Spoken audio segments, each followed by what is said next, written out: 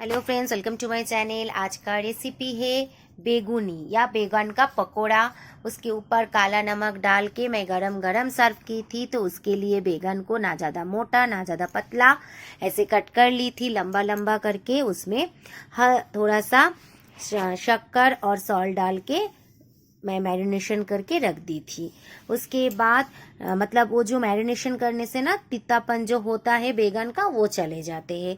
3 spoon बेसन और 1.5 spoon बारीक सूजी ले ली थी। मेरे पास बारीक सूजी था, आपके पास अगर मोटा सूजी है तो थोड़ा सा पानी ज़्यादा डाल के भिगाना पड़ता है। और डाल दी हूँ स्वाद अनुसार नमक, थोड़ा सा मिर्ची पाउडर और थोड़ा सा हल्दी पाउडर, काला जीरा और 2 पिंच तक सोडा, खाने का सोडा।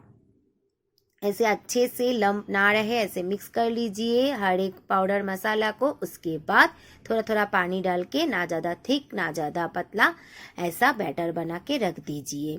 आपके पास मोटा सूजी है तो थोड़ा सा पानी ज़्यादा डाल दीजिए, क्योंकि मोटा सूजी है तो वो खींच लेता है पानी को। तो ऐसे गरम अगर तेल ऊपर से डाल देंगे तो क्रिस्पी, बहुत अच्छा क्रिस्पी होता है। ऐसा थिकनेस मतलब ऐसा स्ट्रक्चर बेसन का ठीक है। उसके बाद एक एक करके बैगन को डिप करके फ्राई कीजिए। ऊपर से मतलब तेल ऐसे डाल देने से ऊपर का जो लेयर है ना वो फूल जाता है। फूल जाने से दोनों तरफ से गोल्डन ब्राउन होके फूलने के बाद ही उठा लीजिए। हाँ, मतलब एकदम लो फ्लेम रखने का ज़रूरत नहीं है, हाई टू मीडियम फ्लेम रखने से काफ़ी है। क्योंकि बैगन पतला है तो ये ऐसे ही नरम हो जाते हैं। तो इसे दाल के साथ या ऐसे ही स्नैक्स के दौरान मूढ़ी के साथ या खिचड़ी के साथ सर्व कर सकते हैं। आपको कैसे खाना पसंद है, स्नैक्स में, खिचड़ी में या दाल में, मुझे कमेंट करके ज़रूर बताइएगा। हम लोग इसे बेगुनी बोलते हैं, आप लोग क्या बोलते हैं, बैगन का पकोड़ा या बेगुनी, मुझे कमेंट करके बताइएगा। और बेगुनी मेरा अच्छा लगे ये रेसिपी, हर एक मेरा रेसिपी को देखिए।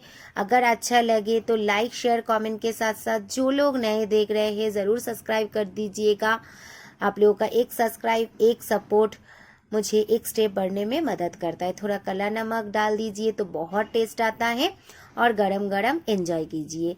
Thank you for watching.